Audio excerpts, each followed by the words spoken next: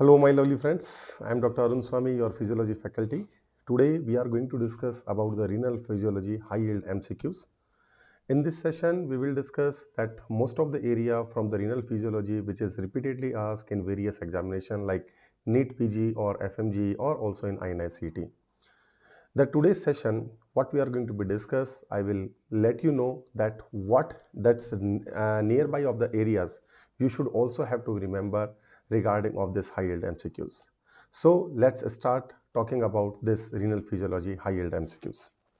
So the first question is asking that which of the following changes will most increase the renal plasma flow? Option A is constriction of the afferent arteriole, B constriction of efferent arteriole, decrease in mean arterial pressure from 90 to 80 mmHg, and low dose dopamine.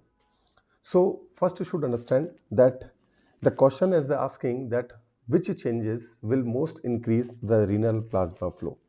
To understanding the renal plasma flow, we know that the normal renal plasma flow,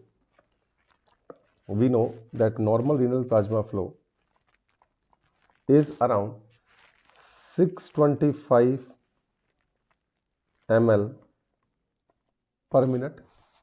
Normal renal plasma flow is 625 ml per minute, and this is for the both kidneys.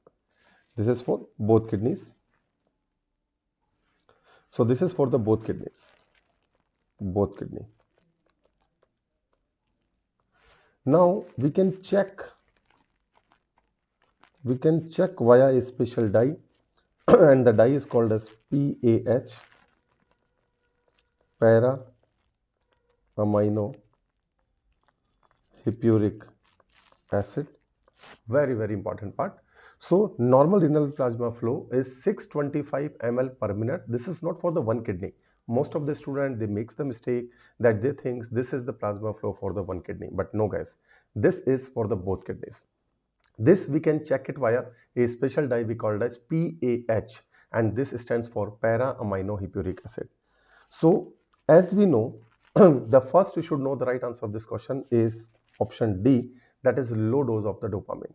So in this image, as you can see that this is the afferent arteriole, this is the efferent arteriole, and this is your glomerulus. So what is going to be happening?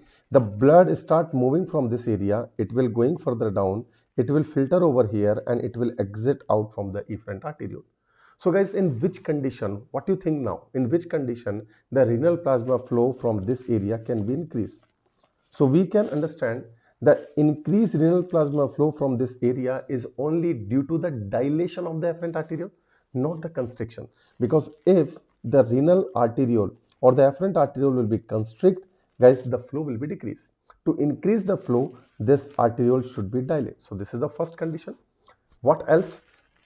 If you will dilate this efferent arteriole, what will be happen? That blood will move from this area very faster, so flow will be also increased. But if you will constrict the efferent arteriole, what will be happening? The blood will stuck over here and it can't able to flow out from this area, so the renal plasma flow will be decreased. So now you can easily understand that constriction of the afferent arteriole will actually decrease the renal plasma flow, not the increase. Constriction of efferent arteriole, it also decrease the renal plasma flow, not the increase. And decrease mean arterial pressure. If the pressure itself inside of the arteries will be decreased, the less blood will be reached into the afferent arteriole. So it will also decrease the renal plasma flow. So low dose dopamine. This low dose dopamine, actually dopamine contains the D1 receptor at afferent arteriole. And the function of this D1 receptor, it is actually the vasodilation. It always do the vasodilation. So now you can easily understand if D1 receptor of dopamine will be activate. If D1 receptor of the dopamine if activate, what will be happening? This will lead to the vasodilation, and this vasodilation happens in the afferent arteriole, this leading to increase the renal plasma flow. So that is what actually the question was asking. So guys, also remember that this is the question from the topic of renal hemodynamics. GFR is increased. What is the GFR? GFR is how much blood is going to be filtrated from this area. This we called as GFR, glomerular filtration rate.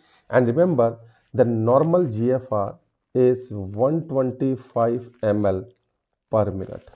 125 ml per minute. Again, this is for the both kidney. This is for the both kidney, and we can check it via inulin. It is best, but most clinically used, that is serum creatinine. Because inulin is a dye, it is expensive, not available at all the areas. So best thing, that any substance which is producing itself inside the body, guys, how much that part is going to be clear from the per minute of from the blood, that you can measure for functioning the glomerular filtration part. So the clinically used, that is serum creatinine level, right? So please remember, GFR is increased by via the increased renal plasma flow, then increase glomerular hydrostatic pressure, decrease glomerular oncotic pressure, afferent arterial dilation, efferent arterial constriction. It will increase the GFR. We are not talking about the increase the renal plasma flow. We are talking about the filtration, guys. So don't be confused कि sir अभी तो आपने बोला था efferent arterial constriction will lead to decrease renal plasma flow. But now I am talking about the GFR, not renal plasma flow. We are talking about the filtration कि वो कितना छनेगा. तो छलना means the filtration will be increased when the pressure will be increased. Then the decreased capsular hydrostatic pressure will increase the GFR. Then GFR is decreased by decreased renal plasma flow, decreased glomerular hydrostatic pressure, increased glomerular oncotic pressure, or afferent arterial constriction, efferent arterial dilation, and in the increased capsular hydrostatic pressure. So I hope this part is now clear. Next is in the proximal convoluted tubule, glucose reabsorption occurs via. So we know that when from this nephron,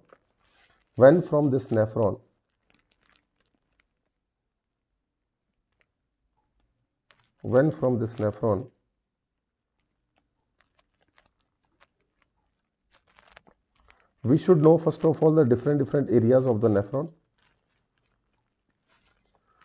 So as you can see, this is your Bowman capsule, this is your PCT, then this is your descending loop of Henle, this is your ascending loop of Henle, then this is your DCT, and then is last part, this is your collecting duct.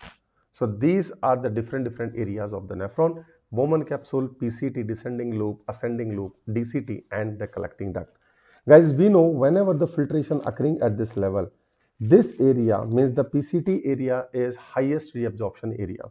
So almost 70% reabsorption occurs for all the substance, but two substance will be 100% reabsorbed at this area, and this is your glucose plus amino acid. That is your glucose and amino acid. So now please pay attention.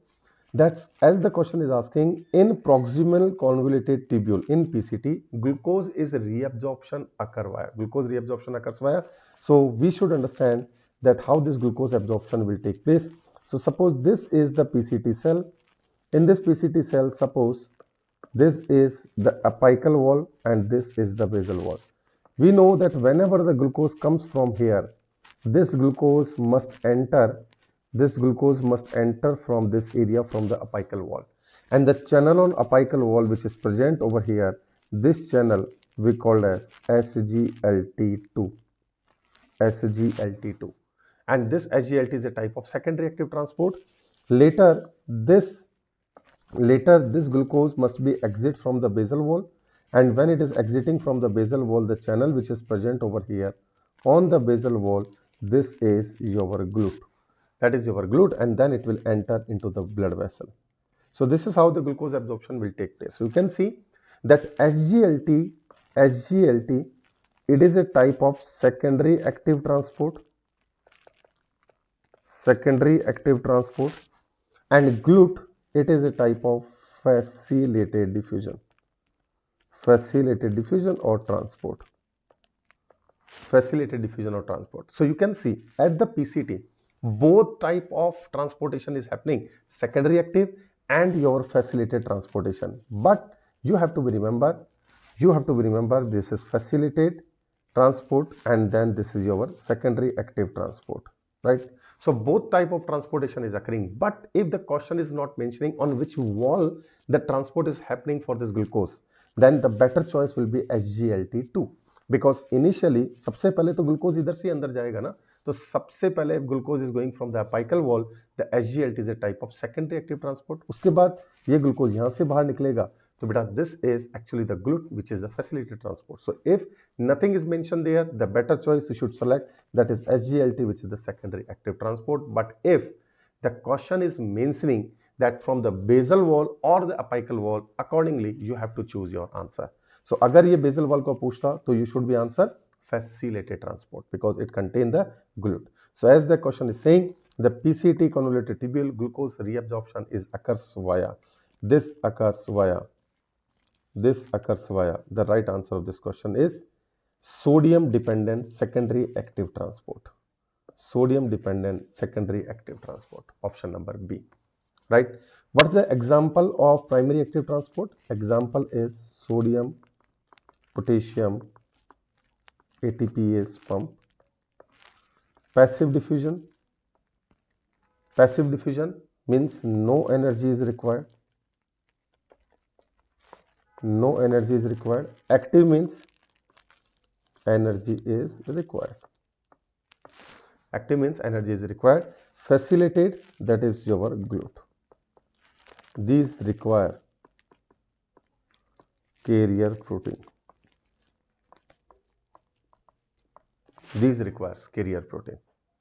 Also remember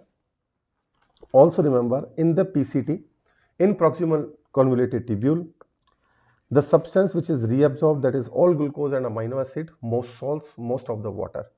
Mechanism via diffusion and active transport for the salt, osmosis for the water, and SGLT2 for the glucose. In nephron, at the descending nephron, the substance which reabsorbed, that is water only, because descending loop of Henle, it is only the water permeable, and this is done by the osmosis. Ascending loop of Henle, this is only for the ions permeable, and the channel which is present over here, it is NKCC, stands for sodium potassium 2 chloride channel, right? Sodium potassium 2 chloride channel or the symporter.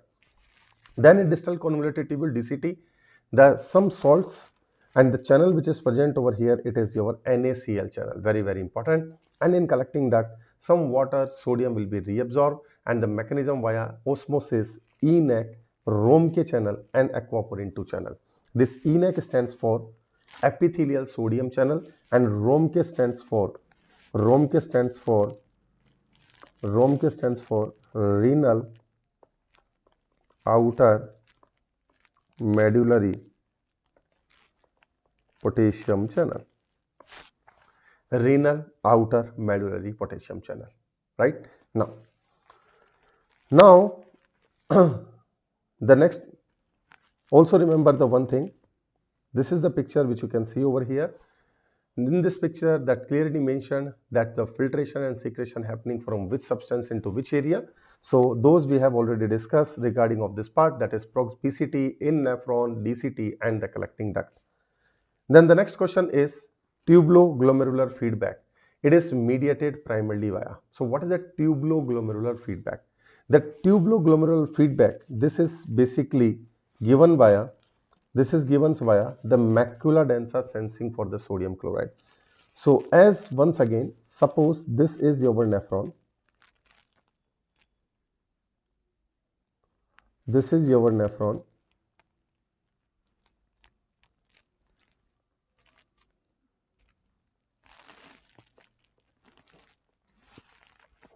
Again, we know very well, this is Bowman capsule, this is PCT, this is descending loop of Henle, this is ascending loop of Henle, this is DCT, and this is the collecting duct. We know very well, whenever the filtration is occurring, this filtration occurs from at this level. This is the afferent arteriole, glomerulus, and this is your efferent arteriole. So afferent arteriole, efferent arteriole, and this is your glomerulus.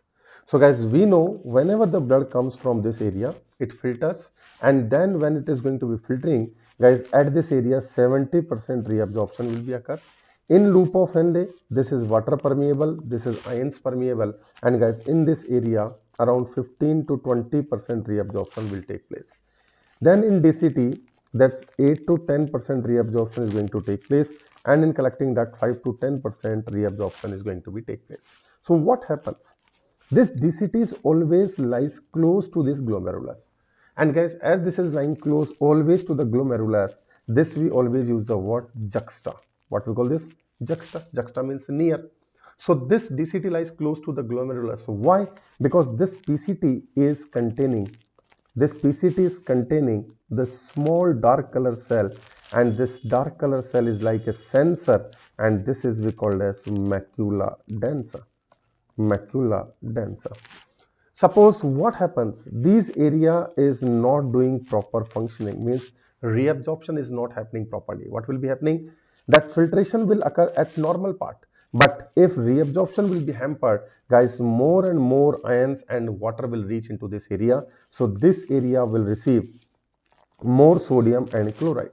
Immediately what happening, when the more sodium will come into this DCT areas, guys, this DCT will show the alert for the kidney. What is the alert? That's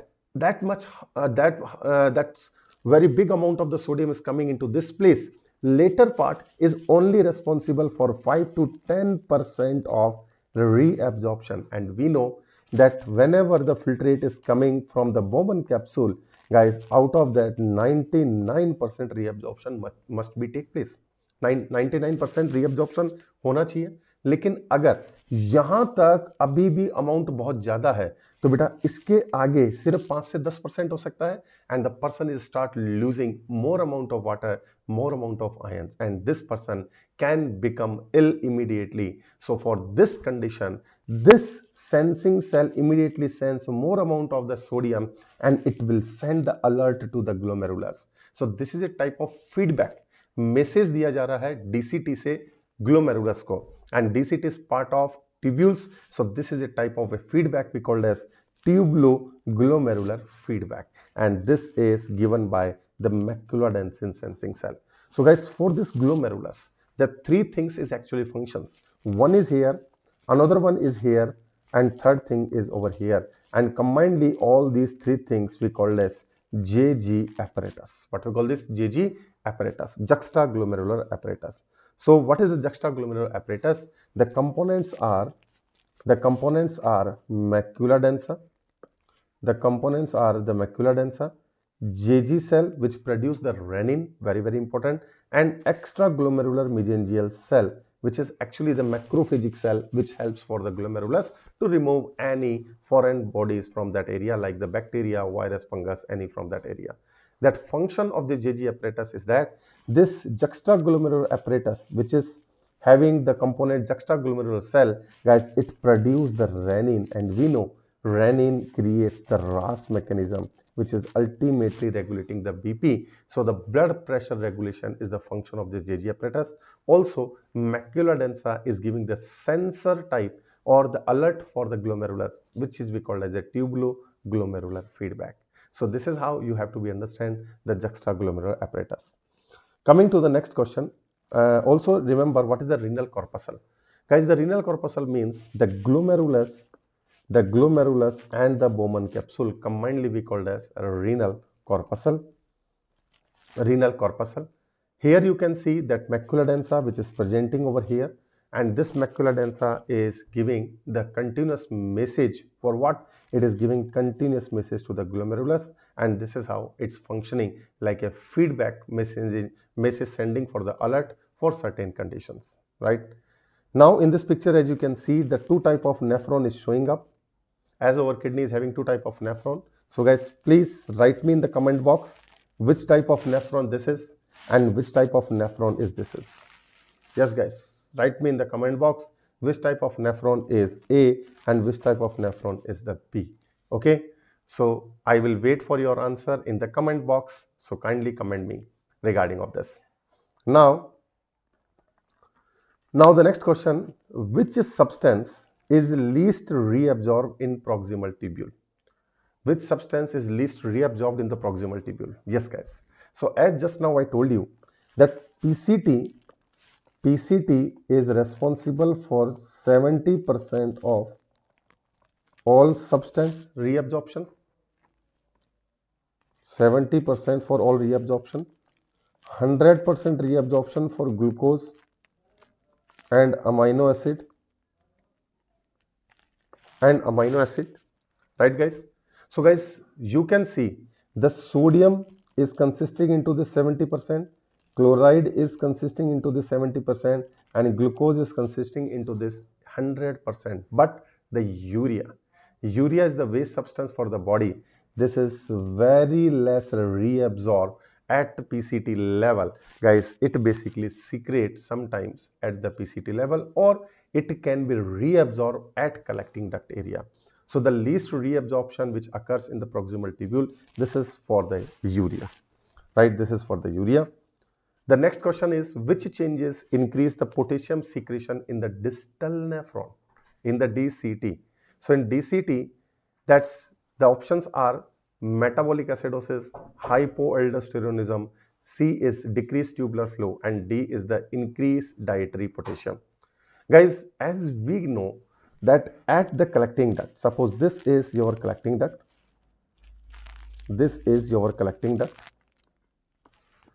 we know, suppose this is your collecting duct cell,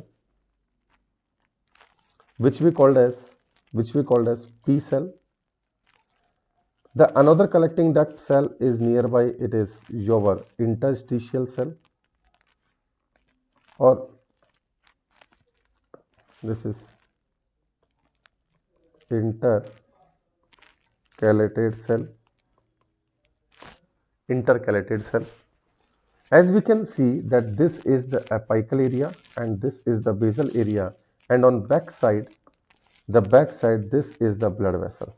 So you can see on the back side this is your blood vessel. Now what happens that whenever we talk about this P cell, on the apical wall this P cell contains some channel, and the channel which is present over here, this is we called as aquaporine channel.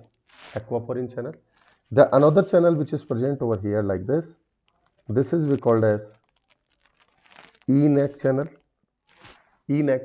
and the third channel which is present on this P cell, this is your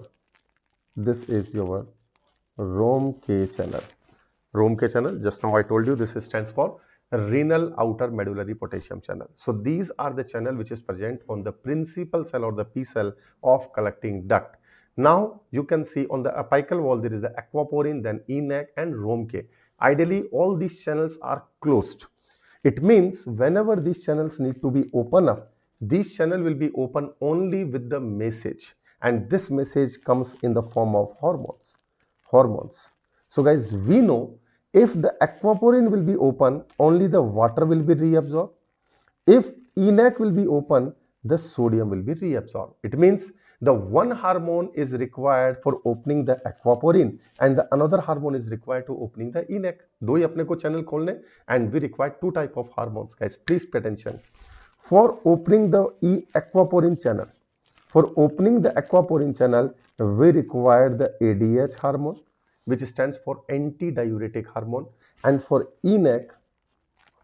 neck we are having the aldosterone. So two type of hormones basically function at the kidney level. That is, number one is ADH and number two is aldosterone. Now please pay attention. What happens that whenever the ADH comes, ADH is coming from which area? This ADH is coming from the brain, from pituitary gland, and in the posterior part. So we know that brain is releasing the ADH from the posterior pituitary part. This ADH comes over here in the blood, and then this ADH will reach into the principal cell at the P cell. Now this ADH hormone could not cross the cell membrane. Hence, guys, it acts via the extracellular receptor, and the receptor which is present on this P cell for ADH we called as V2 receptor. So ADH contain two type of receptor, V1, V2. So this is the V2 receptor. This ADH binds with the V2 receptor and then it will give the message to the nucleus.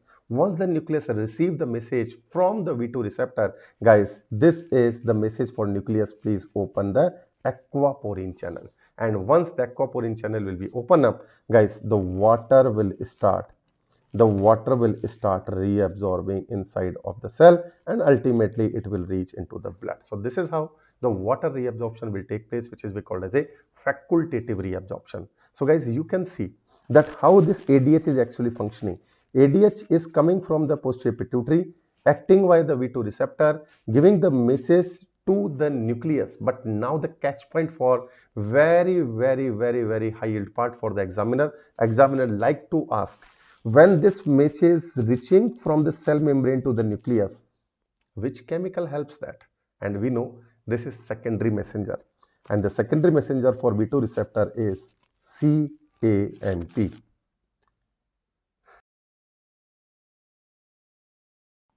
This is CAMP. So very important part. This CAMP helps for V2 receptor for giving the message from cell membrane up to the nucleus, right? So this is how the ADH is actually functioning. Now please tell me that two things. If this ADH is not there, what will be happen? Or if suppose V2 receptor damage, what will be happen? Two pathological condition can be occur. So if ADH is not there or the V2 receptor is damaged, guys, what could be happen? This CAMP won't act, aquaporine won't be open, and more water will losing into the urine. And if extra amount of water is losing from the urine, we call as diabetes insipidus. What we call this condition? Diabetes insipidus. So you can see that this diabetes insipidus can be done via two conditions, either no ADH,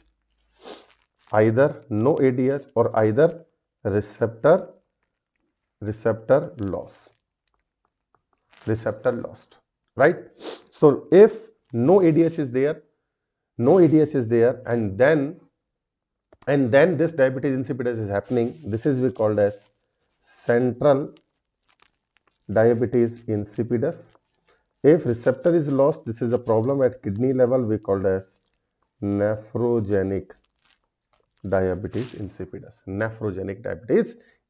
So two conditions are there related to this part. But if suppose this ADH release excessively high,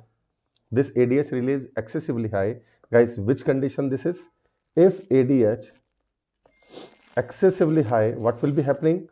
More amount of ADH will reach, more aquaporine will be open, and more water reabsorption will be open. So urine become highly concentrated, बहुत गाढ़ा urine आएगा. But extra amount of water if added into the blood, guys, the sodium level in the blood will be decreased, and this is called as dilutional hyponatremia. And this pathological condition, when the ADH is very high, we called as SIADH, which stands for syndrome of inappropriate antidiuretic hormone. So guys, you can now understand that pathological condition related to the ADH is two. Number one is diabetes insipidus and number two is SIADH. Similarly, if we'll talk about the ENaC channel, guys, in the ENaC channel, when the aldosterone comes, this aldosterone goes directly inside the cell and then it gives the message to opening the ENaC channel. Please remember, whenever the ENaC will be open, the sodium from filtrate part will enter inside the cell and ultimately via the sodium potassium pump it will come into the blood. Whenever the sodium is coming in, guys, if the one positive is coming in from the cell, another positive ion is going to be loose, and this is your potassium ion, and this is losing via the Romke channel. The intercalated cell, it contains the H ion. Guys, please pay attention. This H ion is a very good friend for the potassium. So wherever the potassium is going to be live, the H ion will also follow the potassium. So if potassium is moving out, H ion will also move out. If potassium will inside, the H ion will also be inside. So this is the condition. When the aldosterone is coming up, the sodium is coming in, the potassium is getting out, the hydrogen ion is also getting out, and H is having the property is acidic. So if we are losing the more H ion, urine become acidic but the body become alkaline. So this is how the condition which occurs related to the aldosterone. Now suppose this aldosterone is excessively high. If aldosterone is excessively high, we call it as Conn's disease, and if aldosterone is excessively low, we call it as Addison's disease. Now you can easily understand what will be happen if aldosterone is very high. If aldosterone is very high, more sodium will come inside, more potassium will go outside, more H ion will go outside. So what will be happening in the cones? In the cones there will be hypernatremia, hypervolemia, hypertension, metabolic alkalosis and hypokalemia. But the reverse condition will be occur in the Addison disease. So I hope now you can easily understand all of this condition, different type of part. If suppose this neck, which ideally should be always remain closed, suppose this remain open. If this remain open or overactive neck, we call it as Liddell's syndrome or Liddell's disease, right? Liddell's disease. So you can see over here that which changes increase the potassium secretion in the distal nephron. So guys, this is the collecting duct or the late DCT part.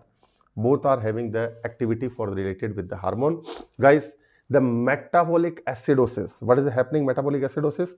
Metabolic acidosis means H ion is inside. Guys, if H is inside, potassium will also be inside. So less potassium will be secreted. So this is the wrong option. Then talking about the next, hypoaldosteronism. Guys, if less aldosterone will be there, more neck will be open, less potassium will move out, less ion will be move out, less H ion will be move out. So again, this is the wrong answer. Decreased tubular flow. No guys, decreased tubular flow is also not increase the potassium secretion, it decrease the potassium secretion, but increase dietary potassium. If dietary potassium will be increased, it increase the level of aldosterone. And we know if the aldosterone will be increased, what will be happening? This can lead to this condition which is showing into this diagram, that more aldosterone will lead to what? More opening of neck, more potassium secretion, more H ion secretion. So the right answer of this question is option number D. Option number D.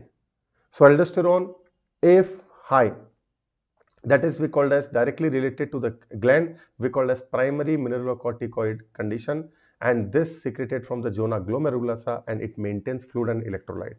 The primary regulation is done via angiotensin 2, potassium and ACTH. But if the hyperaldosteronism is happening, guys, there are two types of hyperaldosteronism, primary and secondary. The primary means when the gland itself releasing extra amount of this hormone, but secondary is some other condition is increasing the aldosterone level like the renin.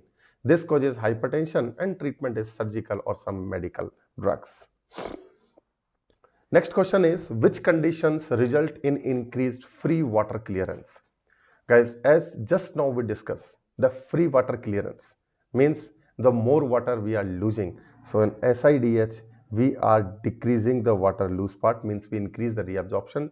Dehydration, again in reabsorption is increased, but in central diabetes insipidus, guys, the water will lose more, right? Water will lose more. Congestive heart failure, it will decrease the renal tubular flow because renal plasma flow, because the heart is not sufficiently pumping the blood, so mean arterial pressure will be decreased, hence the renal plasma flow will be decreased, so less water will be present into the urine. So this is how it will not increase the free water clearance. The congestive heart failure will decrease the free water clearance.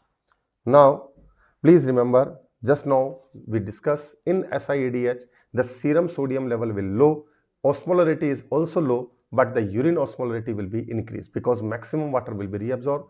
In diabetes insipidus, serum sodium will be high, osmolarity of plasma is high, but the urine osmolarity will be decreased because more water losing into the urine. But in dehydration, serum sodium will be high, plasma osmolarity will be high, and urine osmolarity will also be high. So this is how you can differentiate between SIADH, dehydration, and diabetes insipidus. So in diabetes insipidus, remember that this is the condition where the polyuria is happening, dilute urine will be there, polydipsia means increased thirst, and sign of dehydration like hypotension, tachycardia, dry mucous membrane. The CNS disturbances, this will show you the confusion, decreased LOC or irritability. In SIADH, there is a oliguria, concentrated urine, edema, and increased body weight. Due to that, more water will be preserved inside the body. Pulmonary edema can be seen, and CNS disturbance like muscle cramps, twitching, lethargy, confusion can be seen. Coming to the next question, which of the following is the primary stimulus for the renin release? So guys, option A is increased sodium at macula densa, increased afferent arterial pressure, beta 1 adrenergic stimulation, and D is increased plasma volume. The right answer of this question is C, beta 1 adrenergic stimulation. Guys, increased, what is the RAAS? First you should understand what is the RAAS. So as I told you, whenever the kidney is receiving less amount of renal plasma flow, what is going to be happening? That from the afferent arteriole there is the special cell we called as JG cell. They will produce the renin. This renin will immediately releasing from the afferent arteriole, and this will convert the angiotensinogen which is coming from the liver into the angiotensin 1. This angiotensin 1 will further move to the upside. It will go into the lungs containing the ACE, which is angiotensin converting enzyme. It will convert it into the angiotensin 2, and ultimately this angiotensin 2 will do some function like number 1, it will do the vasoconstriction. Number 2, it will release the aldosterone, and aldosterone releasing what? Increase the sodium chloride reabsorption and water from the collecting duct area, and this is how it preserves that more amount of sodium, more amount of the water inside the body. So this is the total condition which is happening. This mechanism we called as RAAS mechanism. RAAS mechanism. Now, how this renin can be released? So renin can be released whenever there is a decrease in the renal plasma flow. So suppose this is your Bowman capsule, PCT. This is afferent arteriole, glomerulus, and the efferent arteriole. Guys, we can see that afferent arteriole, efferent arteriole. This containing a special cell over here, we called as JG cell. Whenever the flow will be decreased into this area, this is the stimulation for releasing the JG cell renin. The JG cell renin. This renin will convert angiotensinogen into angiotensin 1, and further it will convert into 2, and so that the releasing of aldosterone and the vasoconstriction. So guys, now you can see increased sodium at macula densa. This is the function of tubuloglomerular feedback. This is not related with the renin. Number 2 is increased afferent arterial pressure. As just now I told you, the renin will release only when the pressure is less in afferent arteriole, not in increase. So again, this is the wrong option. Then the increased plasma volume. If the plasma volume will be more, renal plasma flow will be increased. So this will lead to less renin releasing from that area. So again, this part is decreased. This part is wrong. But please pay attention. Beta 1 adrenergic stimulation. This will stimulate the sympathetic system, and this sympathetic system ultimately will do the vasoconstriction, right? And this is lead to what? The stimulation of renin release. Now please pay attention. So cardiac distension over here we can be understand. Now please pay attention. Whenever the RAAS will be activated, RAAS increasing the volume, it increase the volume. So blood volume will be increased and increase and increase, and this increased blood volume ultimately will reach into which area? Into the heart. In heart, in which chamber? Into the right atria. and this right atria will receive the extra amount of the volume which need to pump by the heart. So guys, the right atria is going to be dilate, and once it will be dilate, guys, it is the having the stress receptor on this wall which is releasing the another chemical we call as ANP or ANF. It stands for atrial natriuretic peptide or atrial natriuretic factor, and this will ultimately the antagonist of the renin or the RAAS. So it will immediately will release from this area. It will inhibit the JG cell, decrease the renin production, and maintain the blood volume into the body. Right, maintain the blood volume into the body. So this is, you have to be understand what is the role of this ANP. Very important. This decrease the renin production. This decrease the renin production, vasodilation, and ultimately it will do the natriuresis and blood pressure will be decreased. Coming to the next about that ABG. Guys, in the ABG, as the pH is given 7.32, PaCO2 is 55, bicarbonate is 28. What is the primary disorder? तो मेरे को लगता है बेटा आप सभी लोग जिन्होंने ABG is already studied from me, guys, you will never make this mistake. As we know, that's what is the rule to identify any ABG. That's first of all check the pH. First of all, always check the pH. Check the pH. So pH is 7.32, then CO2 55, and bicarbonate is 28. So guys, if you can see over here, we know the normal pH is 7.35 to 7.45. So this is less than 7.35. It means this is showing the acidosis. Now please identify who's the culprit. Guys, अगर ये pH disturb हुआ तो ये pH दो कारण से disturb हो सकता है. Either this is due to the CO2 or either the culprit can be bicarbonate. So only two substance can change the pH, and CO2 is always having, we know the CO2 is always having acidic property and bicarbonate is always having alkaline property. For bicarbonate we always use the word metabolic, and for CO2 we always use the word respiratory. Right, so this is metabolic and the respiratory. Guys, please pay attention that CO2 is high, not normal, because normal is 35 to 45. So CO2 is high. Bicarbonate is normal, range is 22 to 28. So this is normal. So guys, what is the condition? This is, who's the culprit? The culprit is CO2. CO2 is leading towards the acidic side through pH.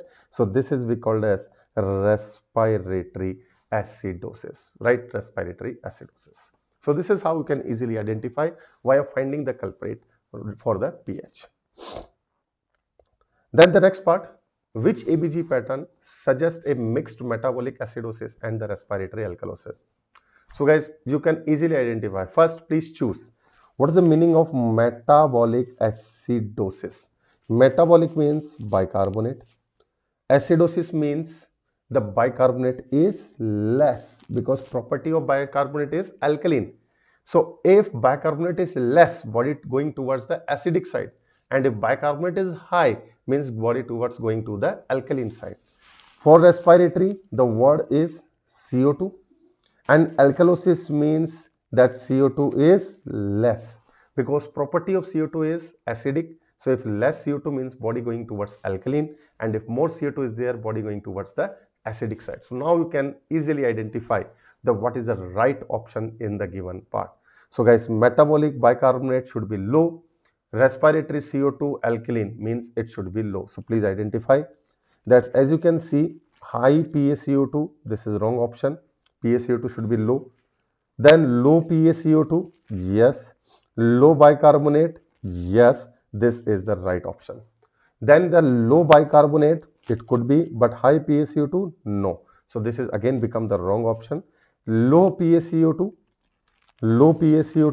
yes, but high bicarbonate, no. So it is again become the wrong option. So this is how you can easily identify. कभी भी बेटा ABG को देख के घबराना नहीं है.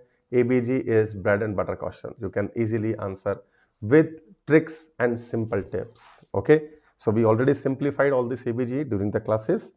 So we understood now the normal value of the pH, The normal value of the pH is 7.35 to 7.45. Ideal is 7.40. PaCO2, that is 35 to 45. Bicarbonate normal value is 22 to 26, or some books says it is 28. If the pH is less than 7.35, it is acidosis. More than 7.45, it is alkalosis. PaCO2, if the CO2 is less, means body going towards alkaline. CO2 is high, body going towards acidic. If bicarbonate is low, body going towards acidic. And if bicarbonate is high, body going towards alkaline. So this chart you have to be remember, and any APG you can easily identify. Coming to the next question, a hypertensive patient with hypokalemic metabolic alkalosis, low plasma renin and high aldosterone most likely has to be. Guys, just only we discuss. As you can see, the aldosterone is high. The aldosterone is high. Aldosterone is high. What it lead to? More activity of ENaC, means increased sodium reabsorption, increase water reabsorption, increase potassium secretion, increase H ion secretion. So this is the condition when high aldosterone is there. Guys, what we call this? We call this Cohn's disease. So guys, you can easily see that Cohn's is showing that ENaC is overactive, sodium reabsorption is high, water reabsorption is high, potassium secretion is high, H ion secretion is high. Guys, please pay attention. What was happening in the Liddle syndrome? In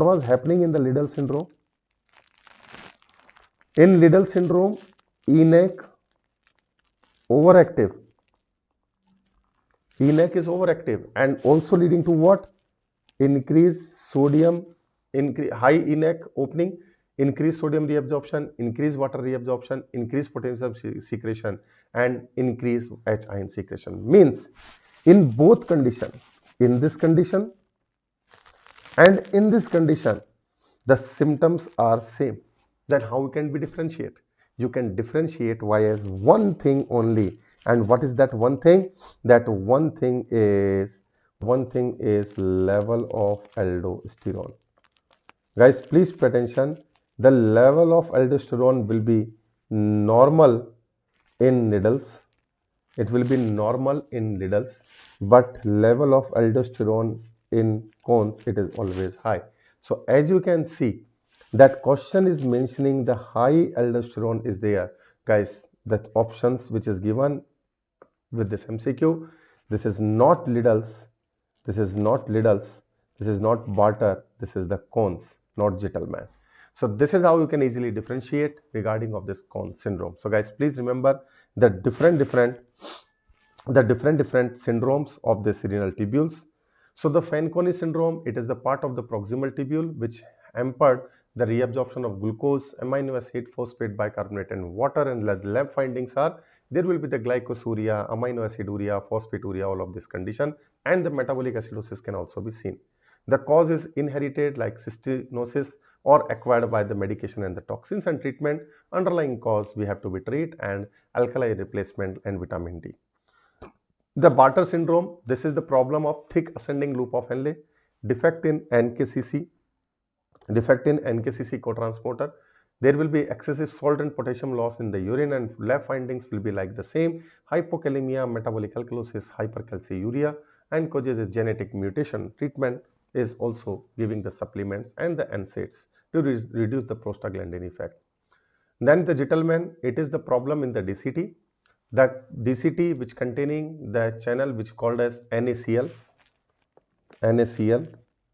So this NaCl is going to be defect via the mutation of SLC12A3 gene, and then this defect the NaCl cotransporter. Low blood pressure will be there, low potassium will be there, low magnesium, everything can be seen, and kidney can't reabsorb enough sodium chloride leading to salt wasting. Then the Liddle syndrome, it is also be called as pseudo hyperaldosteronism. In collecting duct it could be seen. Just now we discussed, and the mutation it is due to the SCNN1ABG genes, that is the problem of ENaC channels, and now we could easily understand that there is ENaC is going to be overly active. So guys, please pay attention. In the rest of the syndrome, all the channels activities decrease except in this Lidl. In the Lidl, the ENaC is overly active, right? So please, the one thing you have to remember. Coming to the key difference part into the different syndromes, because most of the time we get confused in between that. So guys, please remember the blood pressure in gentleman is low, but in Lidl it is high. The sodium part in gentleman it is wasting, but in Lidl there will be the retention.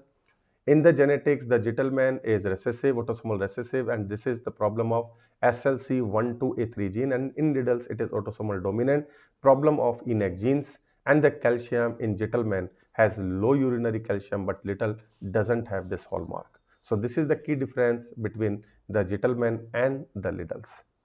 Coming to the next question, a patient has hyponatremia, low plasma osmolarity, inappropriately concentrated urine, and the euvolemia.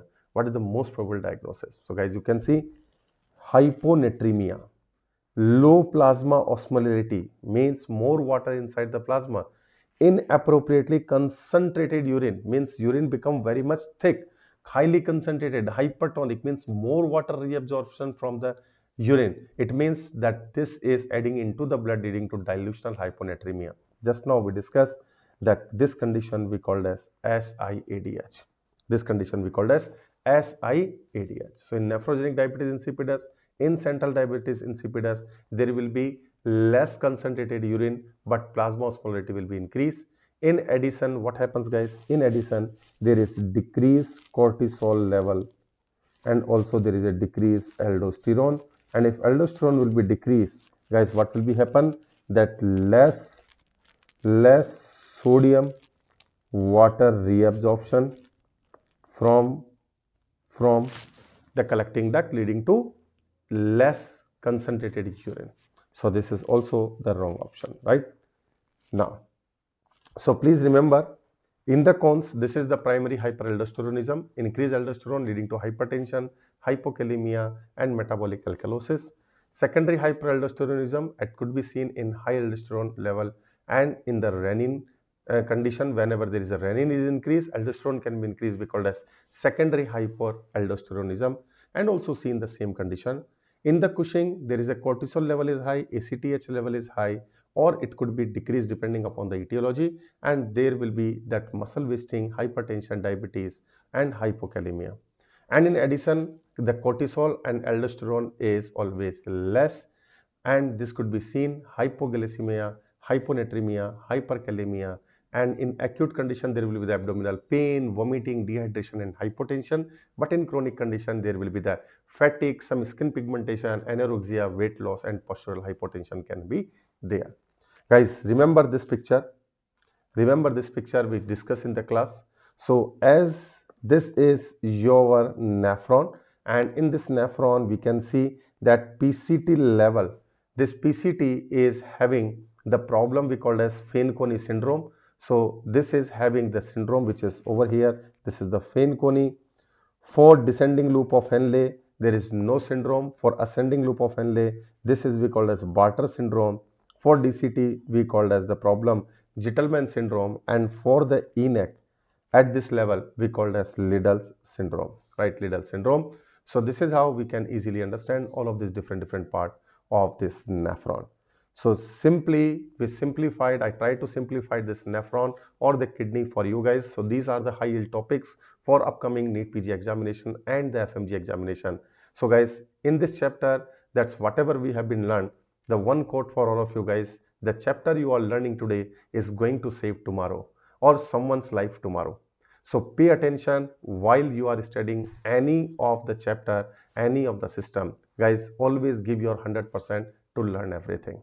So this is all from my side for this session.